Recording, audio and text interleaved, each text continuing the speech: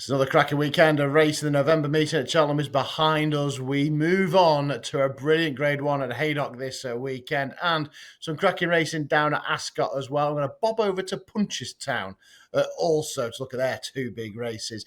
It's got a bit cold, the gents. The thermals are on. See Joel's in his big hoodie. Frankie's almost put his big coat on. It is definitely temperatures have dropped, but the racing we've got to look forward to this week will certainly keep us warm, Joel.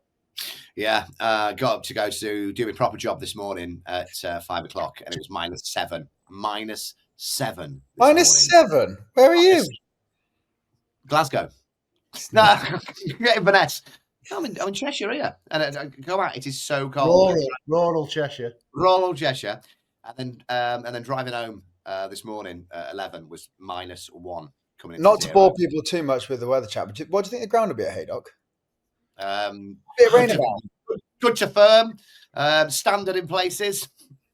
There's a bit of rain about tonight, and I think it'll be testing. There's about you get between 2 and 6 mil tonight on what's been frozen ground a little bit, and they had what do they have? 17 mil, I think it was on Tuesday. So I think it could be quite tacky. I think it's going to be tiring ground personally. Me too. I'm glad you said that. It's going to blunt all of Great Dawning speed. So here we go.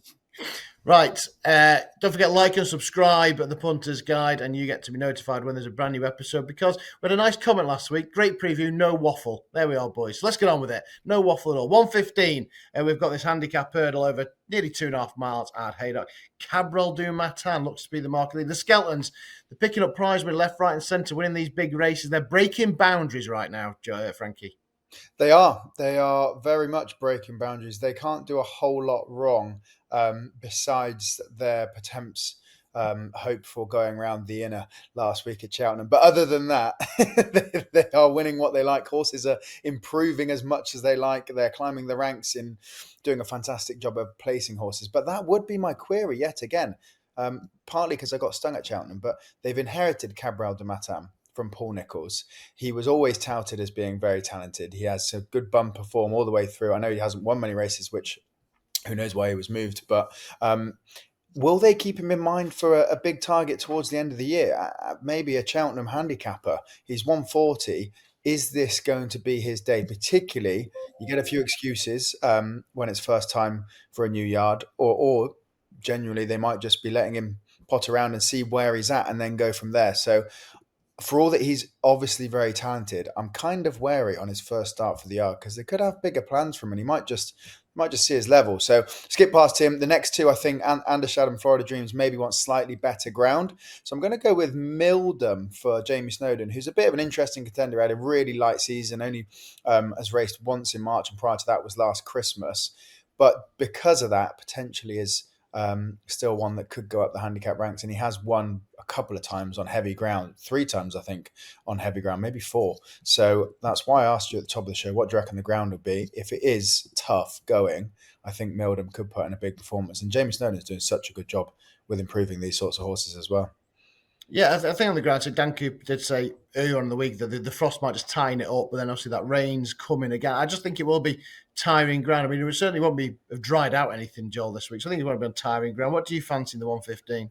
I like the 4/6s in this. Back hurdling for Ollie Murphy and Sean Bowen. Will be fit a few weeks ago. 2-runner race. I think it was 8-1 on. Won that from the front. Lovely. Beat Florida Dreams 6 lengths back in mid-April last year at Ayr, over 2-5. That was on good to soft. I think, looking at the top of the market, as Frankie said, you look at that Skelton horse and you think, right, let's go and have a look what we've got first of all. Let's take a car for a spin. Let's see what needs changing, what we got for it. And no doubt, if it's as good as they think it is, it'll go for a handicap, big one, big pot, which you'll need later in the year. So 4/6s for me. Okay, that's the opener taken care of. Then we've got this graduation chase where we see the return of the jukebox man, not seen since winning a Grade 1 on Boxing Day last year, and then obviously got injured, missed all the spring festivals. Taking on Irico, obviously he starts his long road back to the Grand National. Probably not fair to pitch it as a match though, boys. No, I don't think so. I'm interested why the jukebox man has come here rather than the 1965 at Ascot. That's what Ben Pauling was saying at the start of the year. I don't know why the swap, But I do know that amongst those comments, he also talked about Ryanair, Gold Cup, and has said plenty of times he's never had his horse as good as him. So obviously he had his issues. But you mentioned Doroco will be en route to the National again. Nappers Hill, we haven't seen him for ages. Butch doesn't jump very well and probably isn't up to standard. And Mr. Hope Street is rated a good £30 inferior. So you'd like to think this should be a bit of a penalty shootout, or a penalty kick, sorry, for the jukebox. Not much of a shootout. Do you agree, Joel? Yeah. Harry Redknapp as well, so he'd be lovely in the penalties. The reason why Jukebox Man has come here instead of Ascot is that Harry and Ben Pauling wanted Ben Jones to ride the horse, and they've got handstands in the Grade 1 later on. That's the reason why. Jukebox Man, back from injury, wind up, fingers crossed. There's not a lot to beat. Like you say, take out Iroko for Grand National. Nappers Hill, I haven't seen for ages. Butch can't jump. And Mr. Hope Street is Mr. No Hope Street. So, yeah, elimination. Process elimination. We like it. Right, that's the Smallfield graduation chase. In stark contrast to that, we have got this big field handicap hurdle, the Staying handicap hurdle, which always throws up a very good horse. We've got 17 set to go to post. I think the interesting point, I know a lot of people have had a look at Joyo Machan for this, and I know you've been a big fan, Joel. Harry Atkins on board with Harry Skelton choosing Ace of Spades. What do you make of that? I don't know. I mean, Harry Atkins is back from his little time in jail for riding to instructions. Always good to see a conditional get done for that. For riding to instructions. We said right from the start of the season and before it, to be honest, we don't know what the target is, not what the plan is. The Skeltons have changed the way they're doing stuff this year. It was beaten by Red Risk, Utoxeter in March, by a neck. I think it was off for its life that day. But I'd look at it. What price now? Around 12 to 1, something like that. It's hovered anywhere between 12 and 16s. There's no money for it either way. I'd probably have a look at this race 5 minutes before, because that's when you start seeing the Skelton money come for one. So at this stage, I would look at Joyo Machan, and if not, it's favourite now. Hartington is running for Joe Tizard, and Sean Bowen gets the leg up on this. And just before time of recording, I think it was Ascot, 4 in a race, another one won well as well for the Tizards. Can't do anything wrong. So yeah, it's only a yard on absolute fire, Frankie. Yeah, and this is the time of year to catch the Tizards. So Hartington caught my eye as well, with Sean Bowen booked and winning last time out. They had a couple of sort of across the card doubles this weekend last year on, I think, the Friday and the Saturday. So Tizard's well worth a look, and Hartington comes into this good form. He's obviously at the top of the market in a huge field. So if you were looking for some value elsewhere, I don't feel like Electric Mason should be as big as he is. He was second to Marchand 2 at Cheltenham last time out. Marchand 2's gone up, I think, almost like £10, or he's been hyped a lot anyway at the top of the market, whereas Electric Mason's only gone up 4 for finishing 2 3/4 lengths second. If you have a look at his career, they ran him in the Challow, and it never worked out for him in handicaps such as the Martin Pipe and when he finished off at Sandown. But he put in a good performance to be second last time out, and Freddie Gordon takes off 3. So I don't think he should be a double figure price anyway. I'd give him I hope he'd give you a run for your money. Yeah, I fancied him at Cheltenham last time. I know you fancied Marchand too. We didn't do the forecast. We even had a crack, and you mentioned he was highly thought of as a novice. Right then, let's look at the big one. It is the Betfair Chase. I mean, just 5 runners. I know we never really had a big field, but when you got 11 in the John Durker, we're just trying to work out why the Irish keep boycotting this race. We'll try and get to the root cause of it. But, decent prize money, 200 grand, only 5 come out to play. Grey Dawn and Royal Pagaille, the second first, 1 and 2 last year.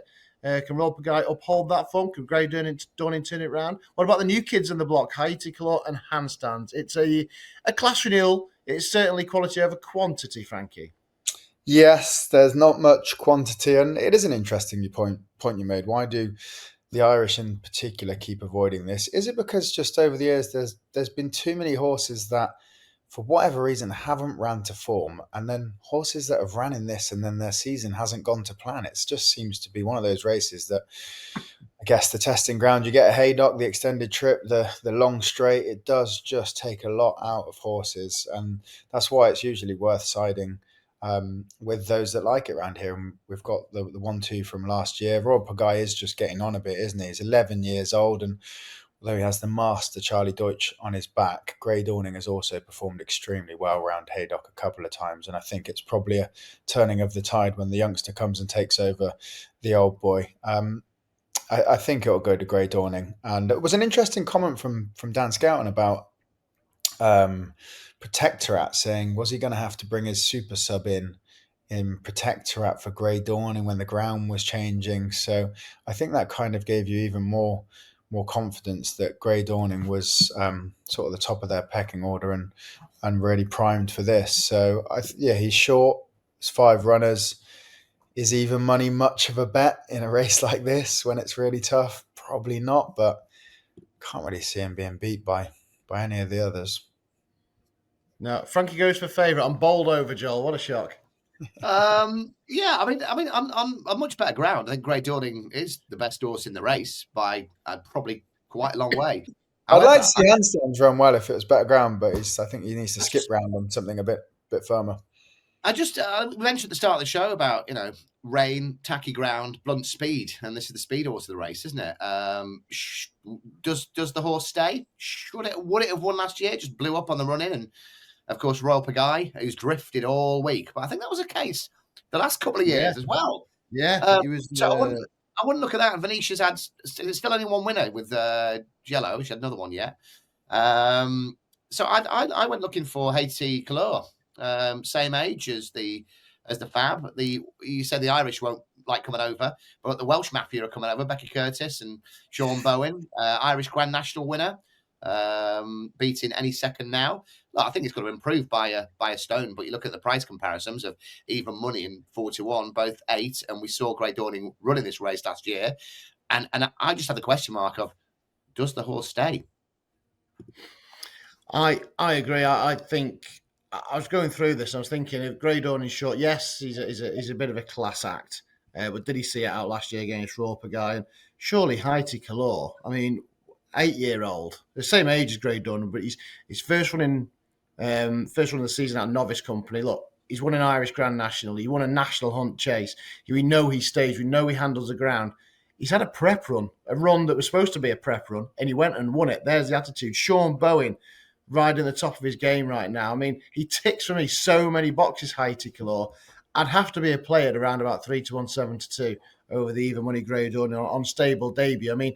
Is Grey Dawning, is he gunning for gold this year? Is it Aintree again? What we're going to... I know the Skeletons need the money, but Haiti Calor for me, I thought was a standout. Handstands, he's run over 3 mile on soft ground at Sandown, so that's pretty stiff. So he probably should stay. But, he's really going to be taken out of his comfort zone. The only issue for me for Haiti Calor is if Royal Pagaille takes him on up front. That is a bit of a concern. But after last year's Royal Pagaille, he just wasn't the same form, even back here at Haydock where he loves, was he? So is he the same horse? That's where we've got a question mark. Still a story. He'll stay.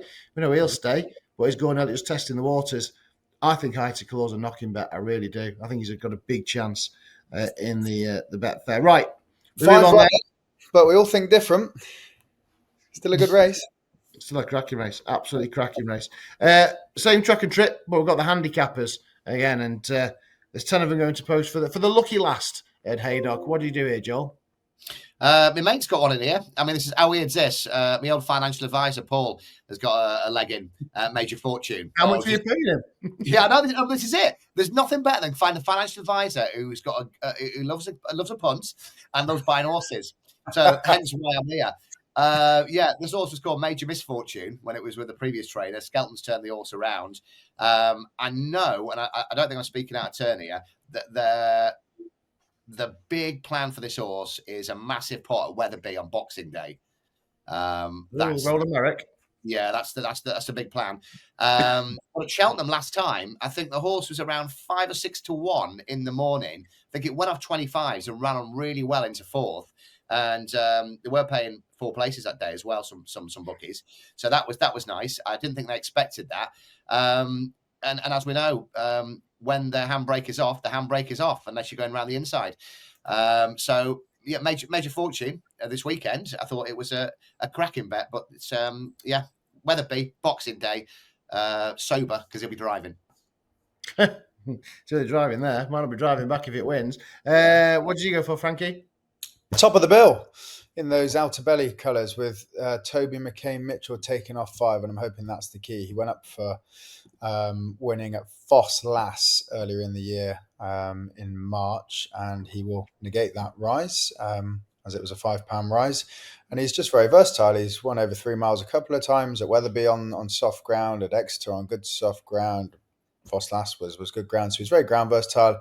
He stays, he's a good jumper, great handicapper, and although he's at his highest ever mark, Toby taking off 5 could be the key.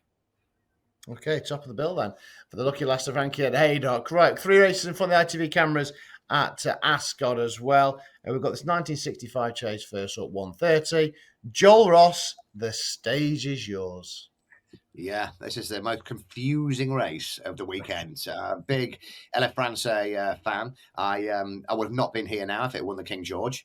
I would be at Barbados. I wouldn't be having my hoodie on waiting for the heating to come on.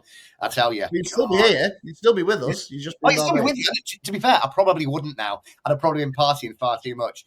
There was lots of behind-the-scenes rumours this week about James Reevely been jocked off, had Nico been offered the ride, had Harry been offered the ride, who's going to ride it in the King George, all of this stuff. Anyway, day later, James Reevely is jocked up because I still don't believe he's done anything wrong. Il Francais is a horse that's, I think I said, is a horse. Either looks brilliant or it's a bleeder as well. 9-4 is too short for me. Pick Dorsey loves it at Ascot. Was it one of the last 2 of these? Yeah, I think so. Yeah, 2 last year. Yeah, Django Bay, Django By, given too much to do. Last time out, stayed on well. I think Nico gave it a bit of a shocker that day. I think I'd go Django Bay. And if La France wants to go and win, surprise me. What surprise you? You've stumped me. I just thought you'd say Il Francais all day, and away we go after Frankie. I am totally stumped. No. It finishes second or first in the King George behind Fast or Slow. So that's my target this year. Watch your bloody Jakob by 10 lengths now. Ardeld. Interesting. Okay. Didn't see that one coming, Frankie. No, me neither. That's almost as big a shock as you tipping up the new line in the Fighting Fifth next week. We'll get to that. Il Francais is a tricky one, isn't he? Because if he runs to his King George form when he was second behind Banbridge, then he should just win this. And obviously a reduced trip to 2 mile 5, considering he got hunted down by Portown and Banbridge. If you were using that as his sort of key piece of form, then you'd probably think that 2 mile 5 would be even better for him. But he is kind of funny because he's been in the press for having his troubles. He was disappointing at Cheltenham. Right, he won over in Lyon Paris at 1-5, but what does that really mean? And was beaten over hurdles by Aston Martini at Compiègne. So it's a funny old form book to read. He just has to strike hot. But I think Joel, for all that he surprised us, I probably agree. Based on all that, just a touch short, just a little bit hard to back. So I'll stick with the trusty Pictory. He's been here and done it many times. He'll give Cobden a great spin. If he gets beat, he'll go out on his sword. But I'll stick with the trusted trade around here. Okay. Right, I think I've already written your selections in for this next race, but let's just see how we go. I can't believe we're not taking the Berkshire National. That's because obviously ITV are going to take in the Morgiana, which we will touch on very shortly. The Ascot Hurdle. I'll start with you, Joel, because I know 7 days ago you were a big fan of Celtic Dino. Are we sticking with him? No. Oh my God! Another googly. Go on then. What have you got here?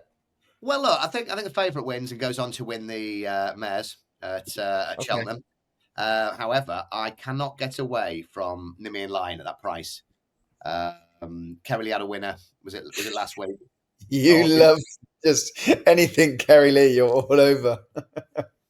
Got to soft vermin places. I love this horse anyway. Did you buy it from Andre Farb? And it was off for like 2 years. And it's out. What's it out of? Golden Horn, isn't it? It was second to Knickerbocker Glory after having 240 days off. It's had 258 days off and has won 50, 60 days off, and it's come back and either been second or won. And I just thought it's Kerry Lee. It's if the rain comes, even more excited. She's excited about Conroy Farrell as well at the minute. He's been getting jocked up on some of her horses.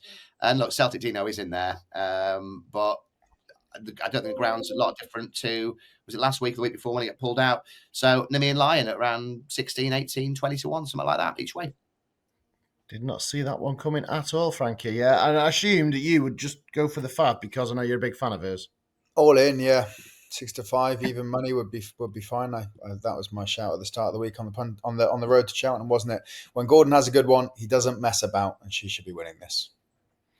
Okay, right. The Hurst Park handicap chase from a racecourse, of course, Hurst Park, over the extended 2 mile. Teddy Blue beat Gables get away with a track and trip at the last Ascot meeting. We've got some old favourites in here: Bootill, JPR1, Martator, Frankie. Where's the cash going? How fascinating is he, Martator? He won back-to-back of these, maybe even this race last year. And then has done nothing since. 134 to 140, got up to the 150s, done nothing since. But are we coming into Venetia season, Joel? Is it that time of year when they all start firing and you just start backing them blind? It was this weekend last year. It's when everything started to happen. His mark has dropped off a cliff, and the Magic Ned Fox still claims 5.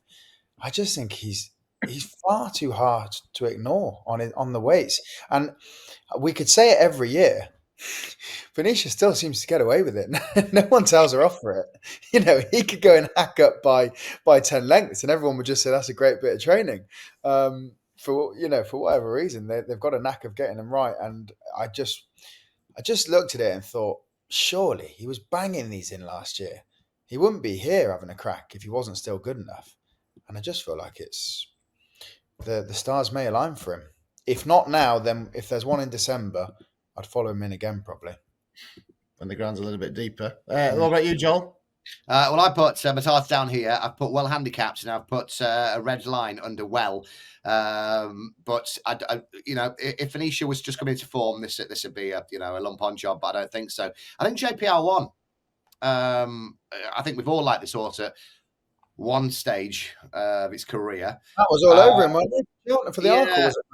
Yeah. I think, look, Howden Gold Cup a couple of weeks ago, nobody got near this ask of Skelton's. Just went. So it was just plugging on, and it wasn't really given a hard race. I think maybe ridden closer to the pace. And I just really liked it. And look, Joe Tizard, Brendan Powell, both in absolute flying form, which we can't say about Venetia just yet. And I think it's worth a try. Okay, then. JPR1, yeah. Tizard also got beat recently. Bizarre. I just noticed these hands behind me. The boxing looks like I got Deadpool's nunchucks behind me, doesn't it? It does, yeah. Anyway, no waffle in this show. Right, let's go to Punchestown. Talk about the Morgiana. Who's playing this for the straight back boys? Is it Lossiemouth all the way, Frankie? Yeah, I wish I could offer something more interesting than that. But I mean, why? You'd be brave to take her on, wouldn't you? I guess the ground, she has got a lot of speed about her, and looking at it now, it says soft to heavy ground. If that goes off heavy ground, does that bring, others into it? I wouldn't be getting that excited about in Darby. She does her best work. He does his best work on better ground as well. And Iranzi, probably the same, slightly unraced profile and better raced on better ground. So it's not as if you've got a mudlark in there that could turn the tables. I think she'll just win. It's a shame, isn't it? You still watch it, and until she's won, you wouldn't be certain. But yeah, she's a class act, isn't she? She certainly is. Simple, Joel? Yeah, I think it's pretty simple. And the interview afterwards, where does she go at Cheltenham? Well, we've got to discuss it with the owners. Move on, and then back to somewhere else. And if you ask Rich Ritchie where she goes, they say we've got to speak to the trainer. Yeah. You ask the trainer. Well, Patrick thinks that. Right, we'll touch on the John Durkin as well because we've had decks through. All 11 that were entered to stand their ground in fascinating market. Factor Foul, your winner last year, obviously favourite Gaelic Warrior in there as well. Hart Woods had a run this season. I mean, double figure price about the Gold Cup winner just goes to show, I think, where his season revolves around, doesn't it, as well, Joel? Yeah, I mean, you look at that. I saw a little article on the Racing Post before we came out going, this is better than the Gold Cup. It's going to be in March, but you don't know what's going to win. I mean, it is a no bet race for me. There's a few favourites in there, but you're looking at it and you were saying about the price of the Gold Cup winner being double figures, and that tells the story. So it's one to watch and see what's anywhere between 20 and 40% fit. I think that's what I'm looking at. What price is Fast or Slow, by the way? Yeah, five's not the worst. That was the only, because it came down the Gold Cup, did it, on orange seat. I haven't got any price. The Racing Post believes that, when you go to big races, it appears that in December there isn't a big race at Kempton. They've got Aintree and Sandown, but apparently the King George isn't a big race anymore. I was just having a look. I thought I'd got Fast or Slow earmarked for Boxing Day this year at Kempton. Yeah, the entries won't be in for that just yet, will they? I don't think that's probably a while, but I'm sure it won't be too long. No better then for Joel, in case probably watching the market. Like you say, somebody's having their first start. Is that where something like Hartwood, who's had a run, comes in then? Maybe, Maybe, yeah. I mean, he was battered, wasn't he, by Factor File in the Ryanair? He was battered. Lance, yeah. But still second, and you are right, has got match fitness on his side. And unlike others, this, you have to try and pick your races to get these grade ones. And if you were Henry de Bromhead trying to figure out where you might place him against all of these top class horses, then getting in early could be the angle. So I don't think he's the worst shout at a big price each way by any means. Willie Mullins is definitely still trying to win this though, isn't he? Even with no Galloping des Champs, not that he's been that good in it the past few years, but Factor File just strikes me as a horse that could win races like this without having any effect on his season. Whereas we always spoke about Galloping des Champs as sort of needing this and not being quite the right race, and you'd think of the Gold Cup as a future. Whereas I don't think this would have any negative impact on Factor File if he was to come here raring to go. So I like your shout with Hartwood though. It's his trip, isn't it? It's probably Gaelic Warriors trip. Fast or Slow, I know we're thinking probably no need further. It's Hartwood's trip. Lecky Watson probably needs further. 2 Grand National winners in here as well. The last 2 years is pretty cool, isn't it? Nick Rocket and Diane Maximus. It's like a legends race, but all still in training. But and we see this year's Grand National at Haydock as well this weekend. Probably not. Might come fifth. Might come fifth behind the other 4 Willie Mullins horses. Exactly, yeah. I would love to see Iroko run a massive race. Yeah, he must have a big chance another year. Yeah. Bit of softer ground may suit. Right, boys, we've covered 10 races in less than half an hour because we don't do no waffle here. Just get straight to the point. That's what we're all about. I'll just mention again, please like and subscribe. We don't do waffle, and you will get to know when there is a new Punters Guide episode and the Road to Cheltenham every Monday as well. And hopefully we'll have a special guest joining us this week where we reflect on the weekend action. It was a busy weekend over in Ireland and at Haydock and Ascot, and look ahead to a busy weekend next weekend with Newbury and Frankie's beloved Constitution Hill at Newcastle. Well, more on that on Monday. What's your best bets, boys? Go on, Joel. All right, I think I'm going for the big one. Originally known as the Lancashire Chase. I'm going to go for Haydock this weekend. I think it's outstanding value, 7-2, 4-1, something like that.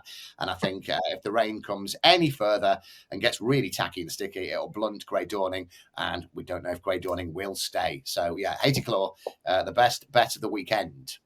I am definitely in your camp with that. Frankie? The most likely winner, Wadhu, but we don't like to have a 6-5 even money nap, do we? So in the 225, the big staying handicap hurdle at Haydock, I think Electric Mason with Freddie Gordon on board for his dad is great value. Brilliant stuff. Yeah, I do like Electric Mason myself. Hopefully go one better than they did at Cheltenham. Right, boys, we'll see you on Monday, reflecting on what's been a brilliant weekend action. It's a fantastic weekend to say racing to look forward to. Maybe not the runners that we hoped we would get, but still some stars of the winter game on show this weekend. And as always, wherever you are backing, the very best of luck.